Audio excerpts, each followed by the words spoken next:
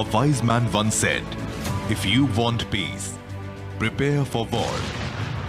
Over the years, India has shown a considerable rise and is steadily carving a path to become a major global superpower. With the exponential increase in its operational capabilities, the Indian Air Force assures every citizen of the country of its commitment to the nation. The promise is hallmarked in our vision statement: people first, mission always. In order to keep the belligerents at bay and secure its interests, the armed forces of the country play the most important role.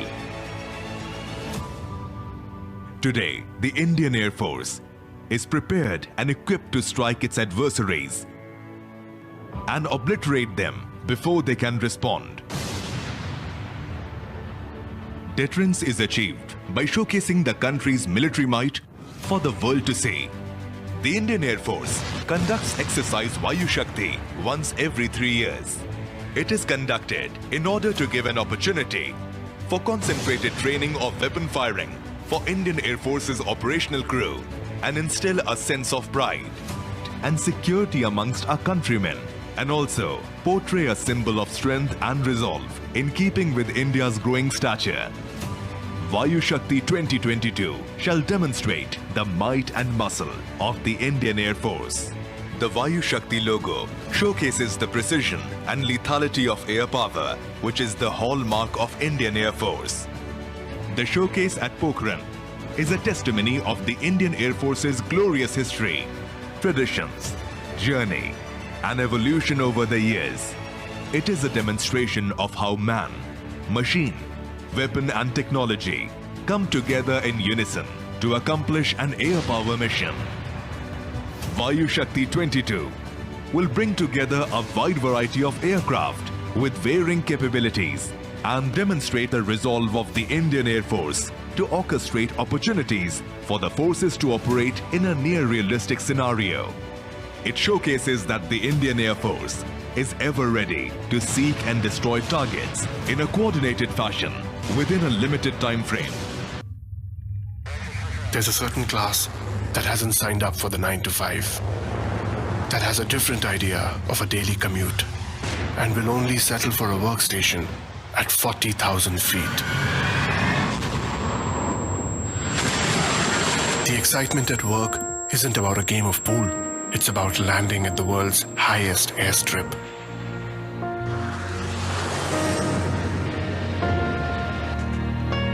Here, the incentives are different. The Indian Air Force is not a job. It is a way of life.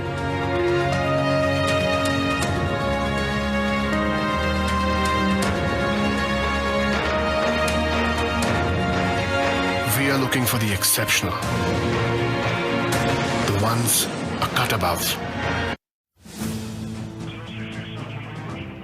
We fly, we fight, we own the blue sky, the earth below, the yonder above. We guard our nation, day and night. Our presence is felt, but we are seldom seen. We strike with precision and power. We defend with valor, swift and smart, undeterred and unfazed. Generations of courage and sacrifice define our flight.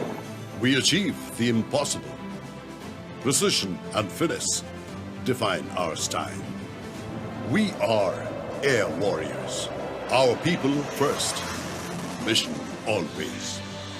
Listen for the sound of our rotors, for the thunder of our engines, and watch as we soar and touch the sky with glory. As we enter our 89th year, I would like to compliment all air warriors for a job well done in what has turned out to be an extremely challenging year. The IF is in the midst of a transformation, and we are changing the way we fight, train, and maintain.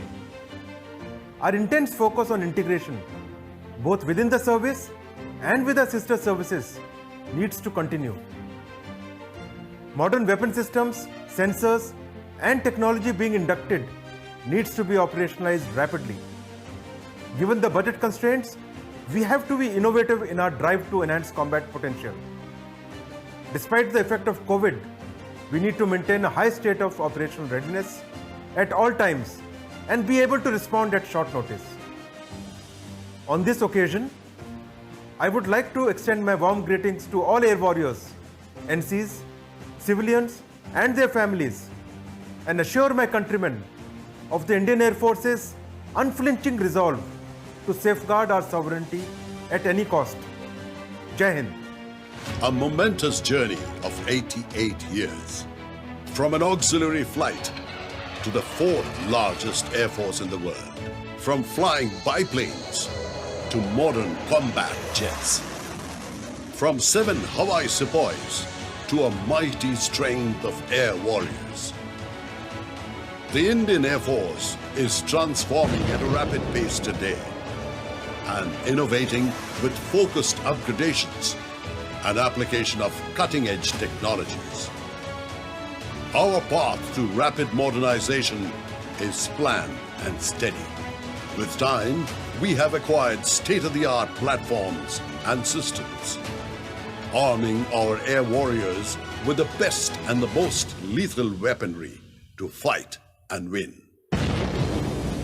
Towards strategic autonomy, we are focusing on indigenous design, development and manufacturing, in consonance with the national drive of Make in India.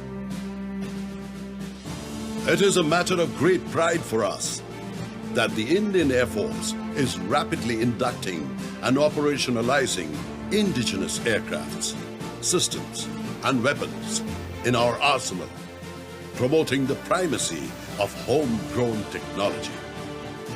Seamless integration of resources towards a potent fighting force is what we aim for. Our training methodology is being constantly evolved to ensure that our aircrew and technicians are adequately prepared to meet the challenges of operating modern technologies while managing legacy aircraft and weapon systems. Concerted efforts are being made to train and integrate with friendly air forces, promoting exchange of experience, operational knowledge, and enhancing interoperability. Jointness and international cooperation are our mantra and the way forward. Combat capability of the Indian Armed Forces increases as we strengthen individual core capabilities through synergy.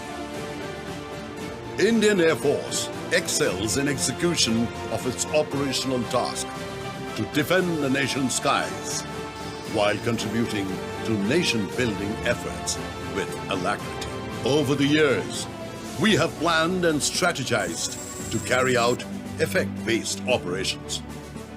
With swiftness in response, greatly enhanced reach, precise weapon delivery, and an indomitable spirit of the Indian Air Force continues to maintain a substantial edge over its adversaries.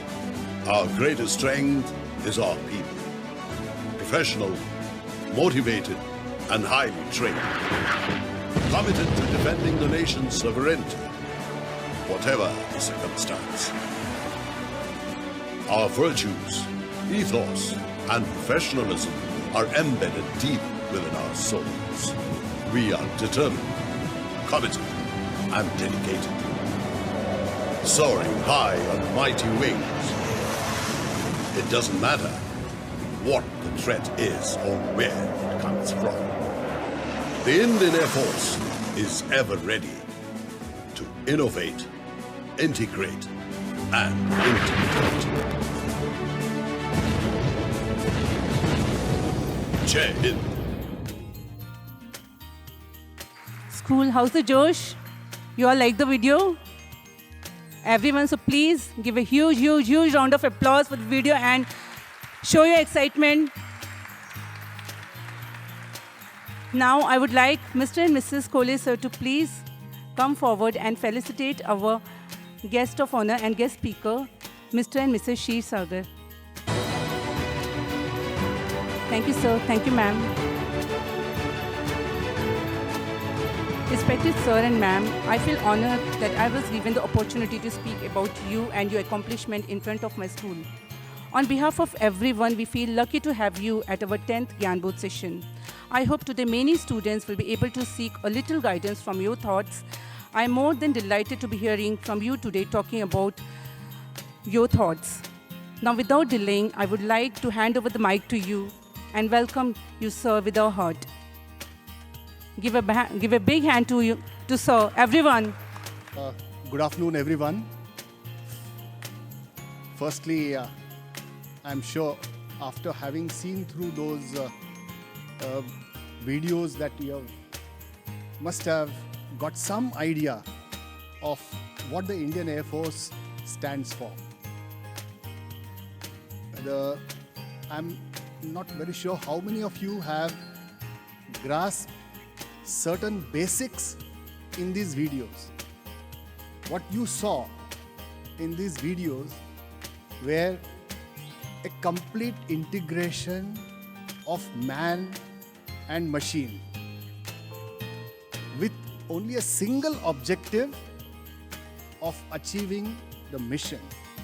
And that is why the motto that we have with the Indian Air Force of people first, mission always.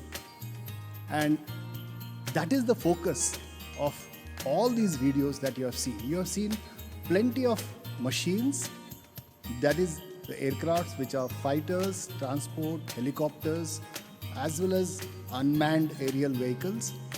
You have seen radars, you have seen the ground-to-air weapons, and a whole lot of other equipment. But those are not autonomous. They have always been operated by very, very well-trained people. And that is what we look forward to. And that is the basics that we have inculcated right from the inception of Indian Air Force, which I'm going to talk about. So in the few, about next half an hour or so, what I would like to do is give you a very broad brush of what the history of Indian Air Force has been, the wars that we have fought in the intervening period from the inception till date, and then I will leave it to your,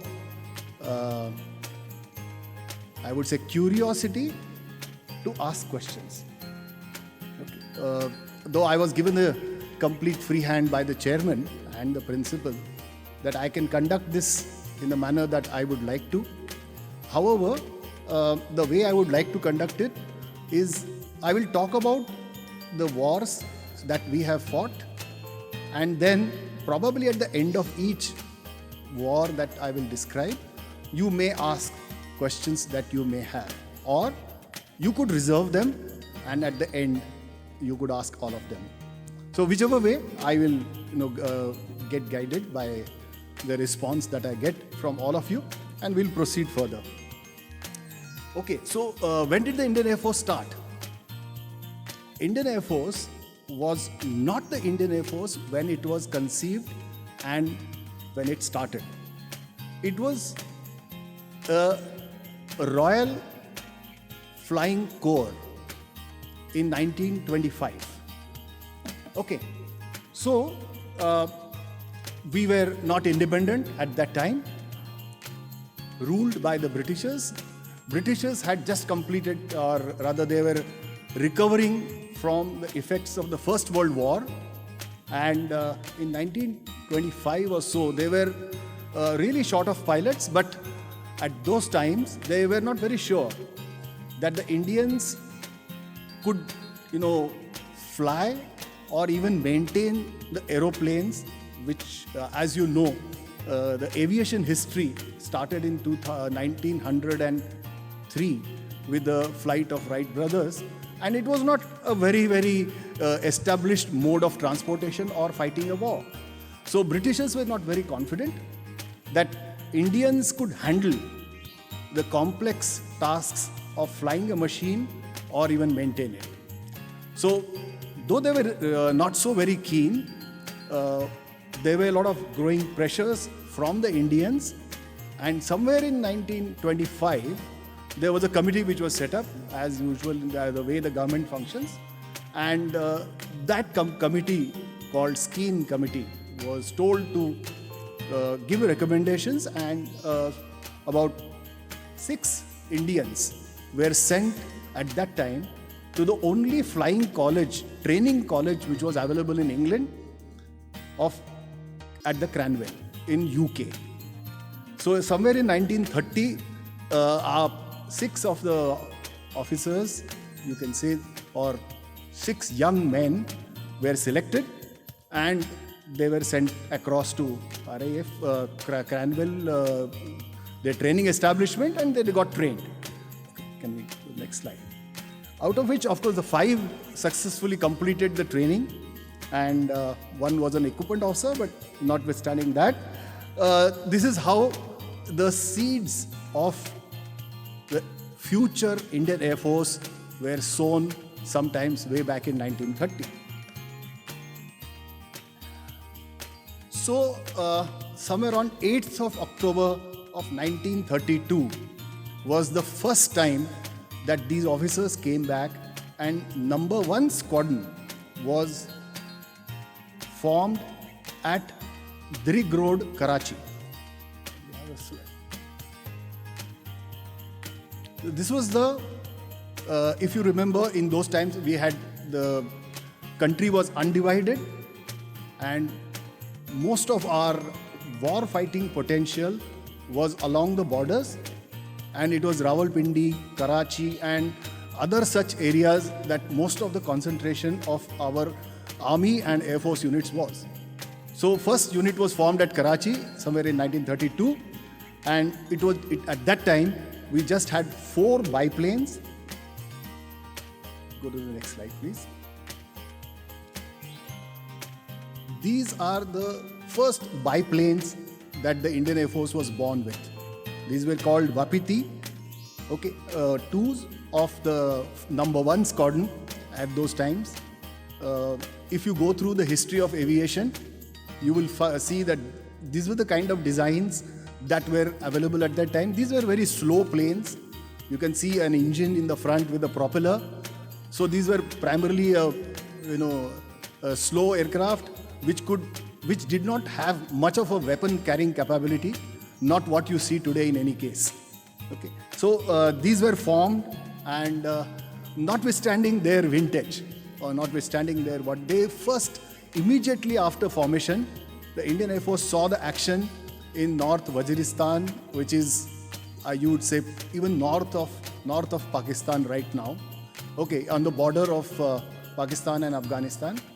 And this is where the first time Indian Air Force was used in an offensive role to carry out the operations against the insurgents or the local tribesmen which were troubling the Britishers at those times. Next slide, please. Okay, so we move on from 1930 to somewhere in Second World War, which happened sometimes from 1st of September 1939 to 45. Okay, we were, as I say, the Indian Air Force, or you can say Royal Flying Corps, was in a development stage. We had the Vapitis, we had the Lysanders, and we had such very basics of the aircraft which were being flown at that time. But this is what we had. Britishers during the World War II never saw a very, I would say, important role for the Indian Air Force. So we were in this sector of Burma and other sectors. We were primarily used as a support role to the Royal Air Force. Okay. However, the credit goes to those pilots and the engineers at that time that one of the campaigns was in Burma. The Japanese at that point of time had acquired Burma and were advancing through Burma, which is today you can say Myanmar, and they were advancing towards India, and they had to be stopped. So the Burma campaign, if you go through the history, you will see that Burma campaign was stopped by the Indian, that time the Royal Corps, Flying Corps, and it is our Indian pilots who were instrumental in harassing the enemy with so much of weapon loads, and we had improvised at that point of time of suspension of bombs on aircraft which were not even designed for carrying weapons. So these were the aircraft which were primitive aircraft which were used. Some of these photographs are here for you to see. We had suspended a 250-pound bomb, and the pilot had to, sort of guess after releasing where it will drop and calculate the trajectory of the bomb as it fell down, and then achieve results as they wanted to. So this was in very, very basic form that the Indian Air Force was during those times. But even then, we had fought war very valiantly, not only in the Burma campaign, but our pilots had taken part even in Africa, Europe, and the Battle of Britain, the famous Battle of Britain, which was fought against the German Luftwaffe. And our pilots had, at that time, we had achieved 22 distinct flying crosses and other medals. So this was the tradition of heroic deeds and valor, where I would say started from those times. And whatever field was given, whatever was the situation given, the IAF pilots always achieved what they were sent for. Some of them did not obviously return, but the mission was always achieved. So immediately after the independence, we went in and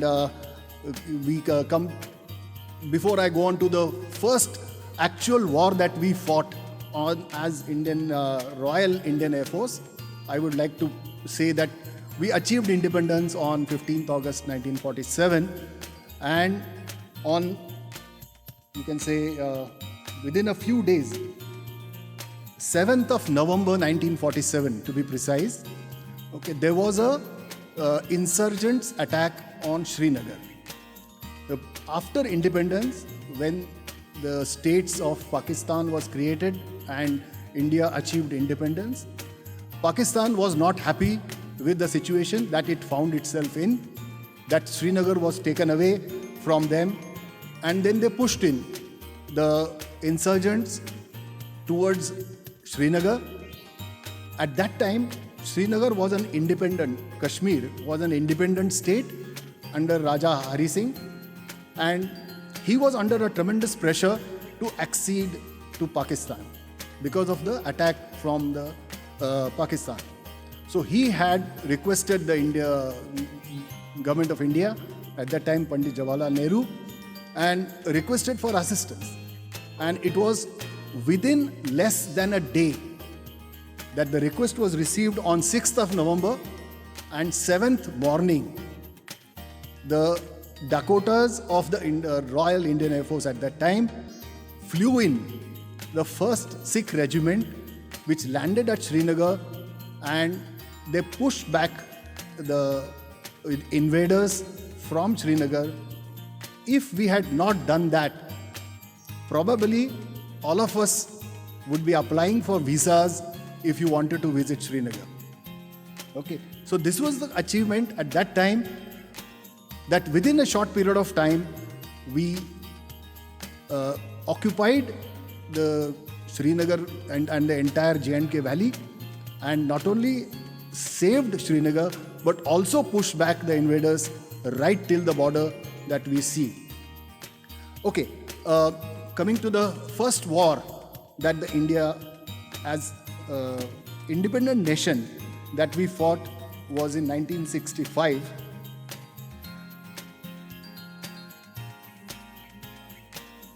Where actually there was a constant belligerence which was being seen from Pakistan side and there were attacks which were happening, and there had to be some kind of a response which was expected from the India on that western border.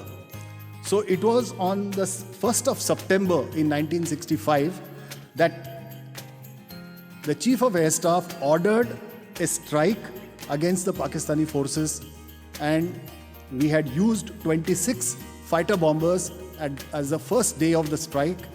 Okay, and we probably destroyed a fair amount of their Patton tanks and a fair amount of their enemy forces across the border on that day.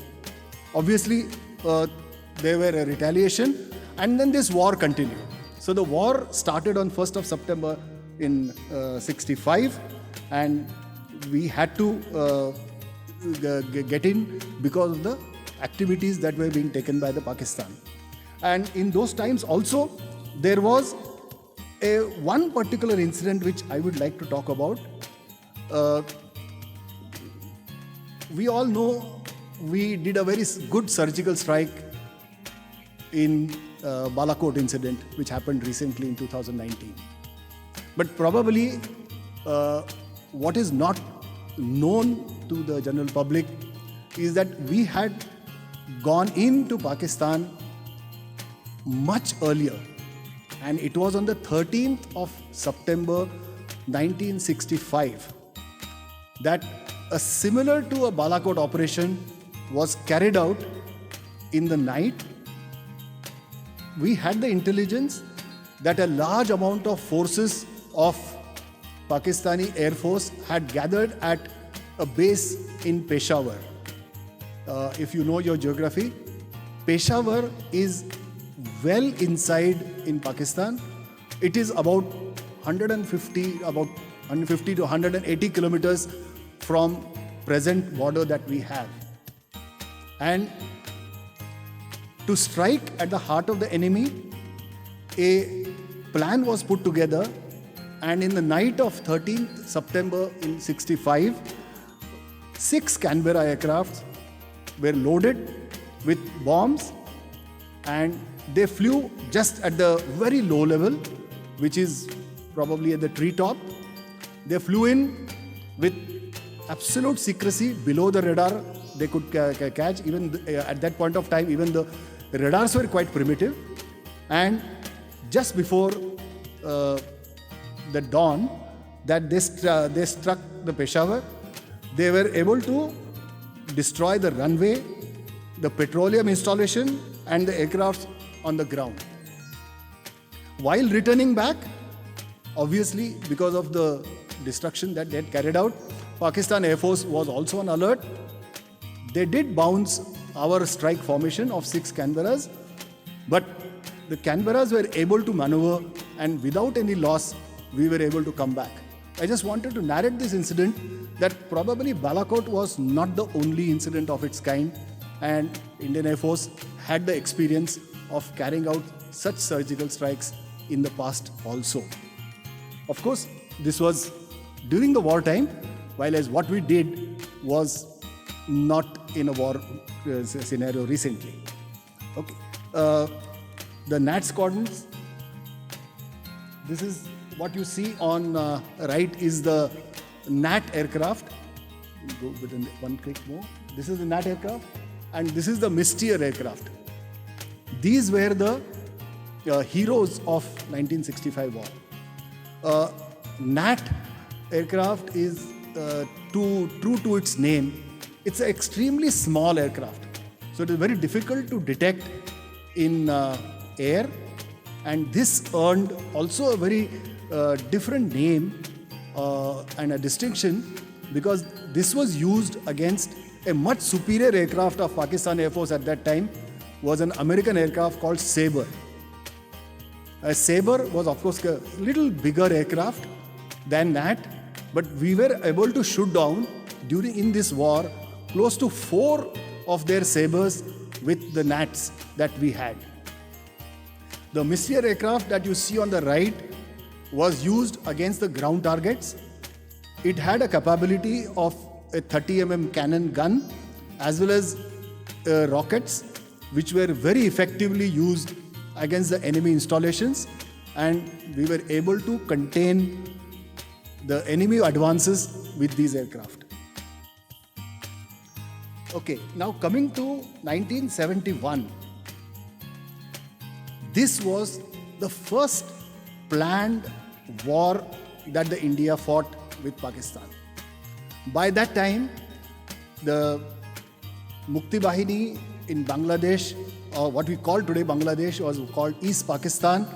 Okay, they had, due to oppression of the West Pakistan on the East Pakistan, there was a huge insurgency which was happening, and Mukti Bahini had formed, and trouble was brewing. The trouble had started in the early of 1971. So right from January of 1971, we had the inkling that another war is coming, and India had sufficient time to prepare. When the exodus of East Pakistan became unbearable across the border in Bengal and Assam area, that is the time that India decided that something has to be done.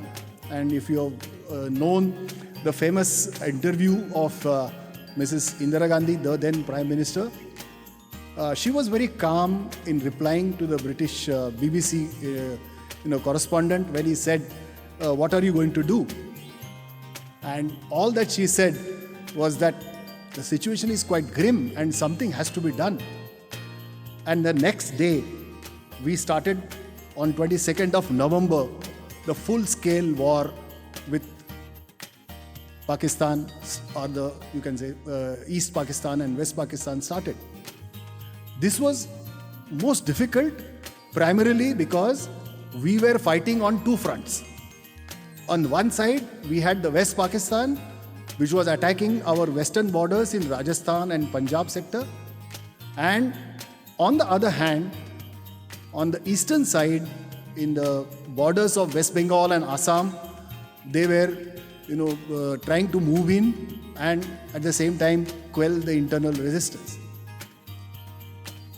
So we had our plate full, but once again, we rose to the occasion and valiantly fought on both the borders. On the western border, you can go to the next slide, please. I would like you to know about, I'm sure all of you are aware of the Battle of Longewala. All of you seen Gadar? Yeah. So, who's the captain who was there at that time? Anybody knows? Rather, major. Who was able to stop that advancing tank formation? This is Major Kuldeep Singh Chandpuri. Okay, he was a person. He had a company which was in Longewala area, and they had reported that a huge formation of tanks is advancing towards them. So he was given a choice by the army headquarters that either you can retreat, and he had at his command necessary resources to withdraw. However, Major Chandpuri decided to stay put and fought valiantly. So this message was given across to Jaisalmer Air Base, and we had at that time Group Captain Manjeet Singh Bawa, who was commanding Jaisalmer at that time, and he was told if he can offer assistance. At that time, we had just 4 Hunter aircraft which were operating in that area. Unfortunately, in those times, the Hunter aircraft had no night strike capability. They could not operate effectively to deliver weapons in the night. So the message was given to Army headquarters that either you withdraw or you wait till the morning. So once again, Army had conveyed this to Major Chandpuri, but he said, no, I will continue and stay put. and he continued fighting through the night. Aircrafts were prepared and kept ready, and rest, as you say, as the dawn came, rest is, as they say, is a history. In that particular battle, the patent tanks of Pakistan army were sitting ducks against the enemy, that is the 4 Hunter aircraft of Indian Air Force. They carried out sorties after sorties, destroying tanks as they circled around, and that famous photograph of the tanks which are circling around is there for us to see. So these were the stories that happened in 1971. We fought on both the fronts. You are also aware of the famous story of attack on the governor's house in Dhaka. It was carried out by a MiG-21 from Kalaikunda Air Base, which is close to Calcutta. The intelligence was given that point of time, the governor of East Pakistan is going to be in his bungalow, and a pinpoint accurate rocket attack was carried out on the house of the governor, which brought the war to its brink, and it was the turning point wherein finally the surrender of East Pakistan was achieved and liberation of East Pakistan, which is today we call Bangladesh, happened. So this is how we had fought the 1971 war. Go to the next slide, please. Yeah, just go back one slide. You know this famous photograph where the instrument of accession was signed by the then General Niazi, and when he was asked as to who is responsible for his defeat, and that point of time he pointed to the wings of the Air Commodore who is standing behind. You can see the Air Marshal who is standing behind, and he says it is because of him that we had to surrender. Okay, so this was one of the moments of glory that Indian Air Force enjoyed, that Indian Air Force was a decisive power at that time which achieved the victory in 1971. We had, of course, our other moments of glory then. Go to the next one. This photograph, how many of you recognize? Anyone? Okay, just click. This photograph is of a flying officer Nirmaljit Singh Sekhon. He has been awarded the Param Vishisht Seva Medal, which is, he's a Param Veer Chakra. He has been awarded a Param Veer Chakra posthumously because of a sacrifice of a very high order. Sekhon was at that time operating from Srinagar in 1970 war. He saw the attack of Pakistan Air Force on the airfield. He took off in his Nat.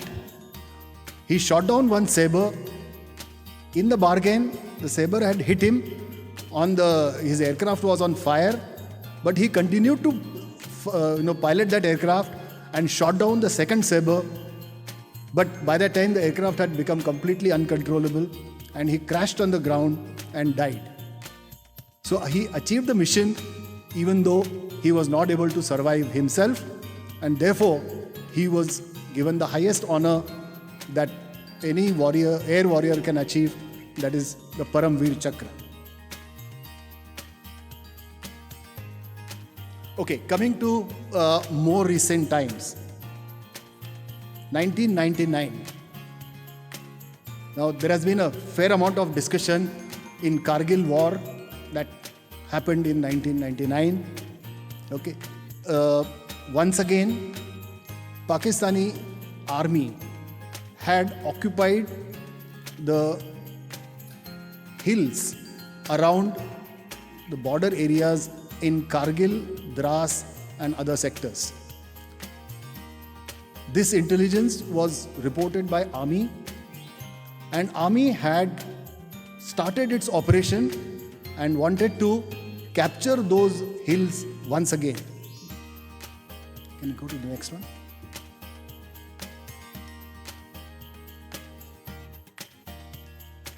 But as you can make out, that the enemy was sitting at a height and Indian army was approaching from a lower position and wanting to take over the hills.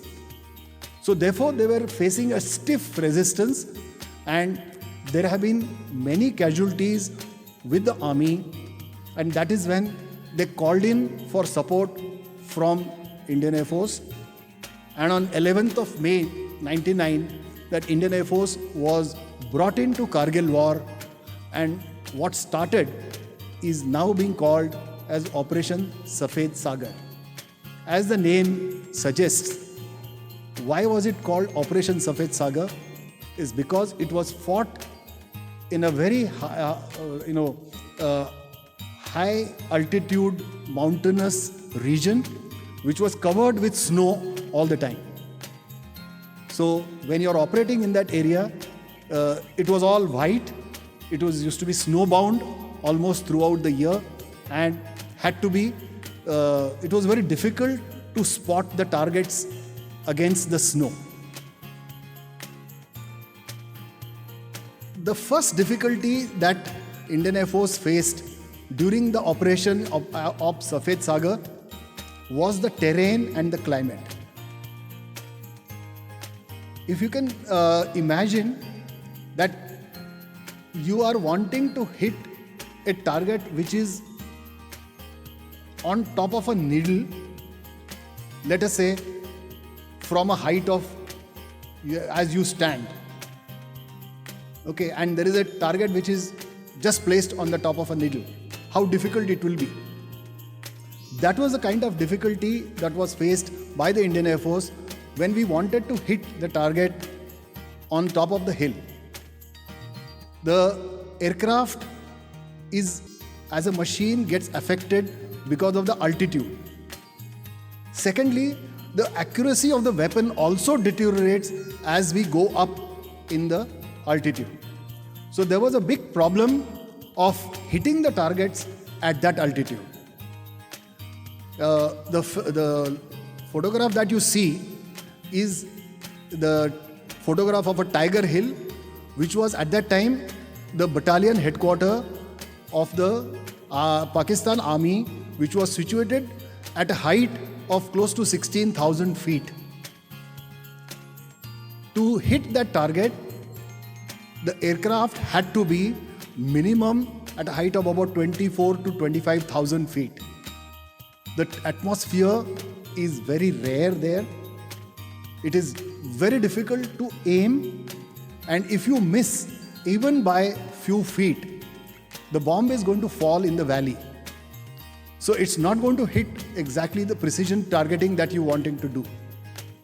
So this was a challenge that was faced by the Indian Air Force, and we had to work on an innovative solution. So we used something called as a laser guidance, and the bombs were fitted with a laser guidance kit. The laser was used to illuminate the target, and the reflected energy was used to acquire the target by the weapon, and then it was guided to the target. So the laser guided bombs were used in operation of Tiger Hill, and that is how we were able to neutralize the Tiger Hill. So once again, innovativeness, use of technology had to be resorted to in a very, very difficult environmental conditions to achieve the mission that was neutralization of the Tiger Hill.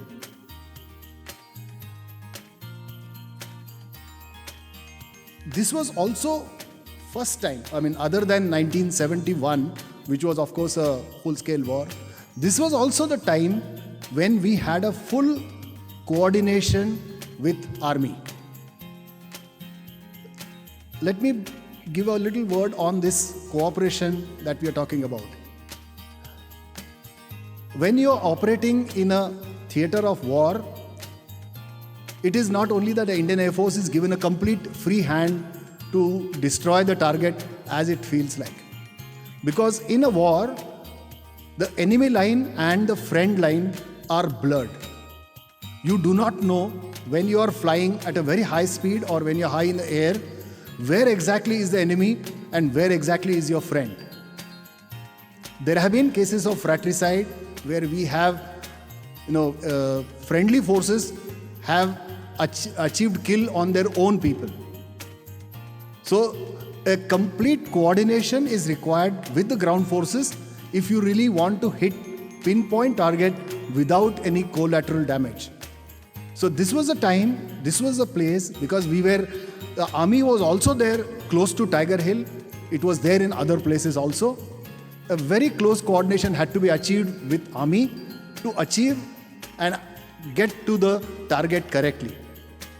This helped us in subsequently also, and joint operations are now a norm with the Indian Air Force and Army. Okay. Coming to the last operation that we have recently done in 2019, I'm sure this name, I'm not sure you have heard this name called Operation Bandar. This is the code name which was given to the strikes that we carried out in Balakot. The code which was to be transmitted to the Prime Minister and the National Security Advisor by the Chief of Air Staff was whether बंदर मर गया या जिंदा है. तो जब ये operation हुआ और चीफ ऑफ एयर स्टाफ ने मैसेज दे दिया कि बंदर मर गया, and that is where the success of operation Balakot was conveyed, and that is why this operation was code named operation Bandar. There was also another reason that it had to be kept absolute secret, because this happened, as you are all aware, post the Pulwama attack which happened on 14th of February 19, where 40 of our CRPF personnel were killed in a dastardly attack by the Jaish-e-Mohammed, which claimed the responsibility for this particular attack. A befitting reply had to be given. That day itself, 15th February onwards, after the meeting with Prime Minister, the planning for possible targets started.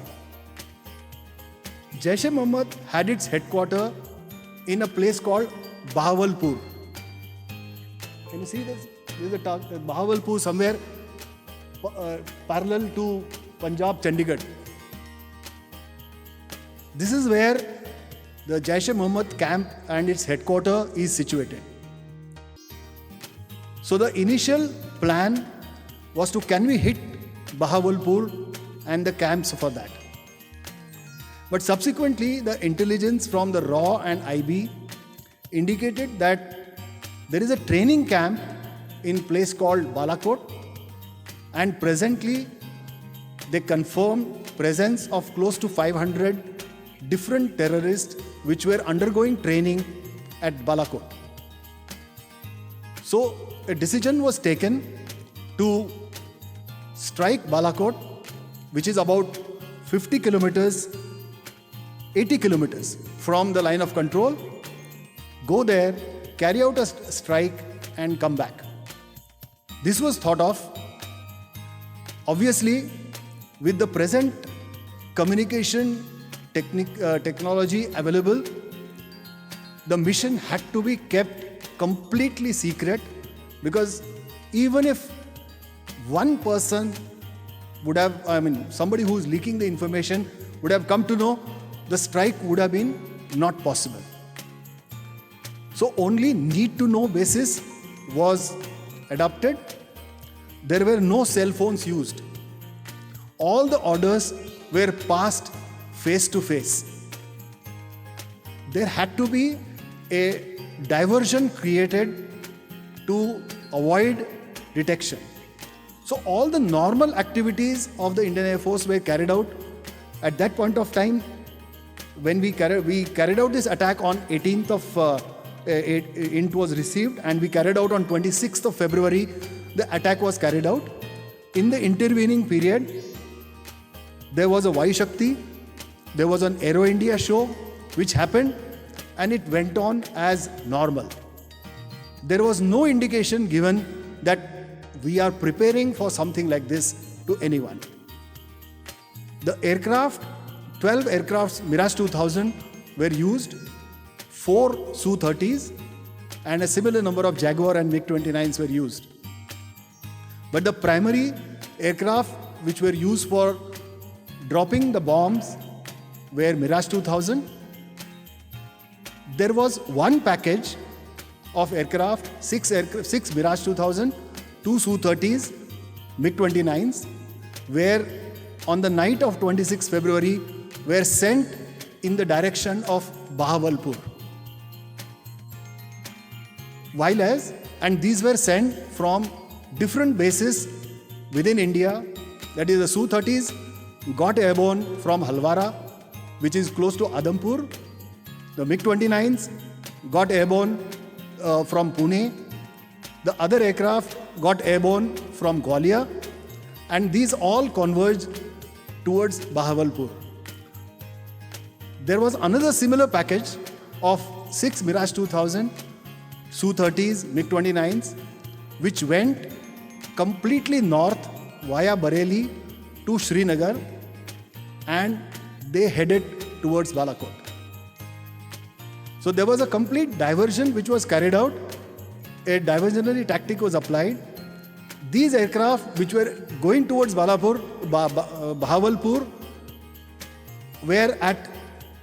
they were painting the radar very nicely. They were at comfortable height which could be detected by enemy radars, and they were flying at extremely high speeds, indicating that this was the main strike force. Whereas the other package, which was the actual one, flew silently below the radar and was not detected. The package which went towards Bahawalpur turned off just short of the line of control, whereas the other went across the line of control, struck the base 3 o'clock in the morning. Balakot was struck on 26th of February at 3 o'clock in the morning. We used an Israeli weapon called Spice 2000, which is a precision weapon, and it has got a penetration warhead. So it could go through the concrete roof and achieve the destruction that it was intended to. As expected, the F-16s from Sargodha and other bases, they knew that something is going to happen to the Jaish-e-Mohammed headquarters, and they all were diverted towards the false package which was sent, and therefore there was no reaction time for them to turn back to Balakot, and all our aircraft returned even without a single scratch. So this was another tactic which was employed at that time by the Indian Air Force, and it calls for innovativeness in planning. This is what I would like to tell you about, generally about what happened in the Balakot. Of course, there are more details which are not yet declassified, and probably we will have to wait for some more time for it to be declassified before the actual pictures or other mission planning parameters could be made known to public. Okay. So this was the war. This is the last, I would say, decisive action by the Indian Air Force, and it showed that air power can be employed even with the nuclear overhang.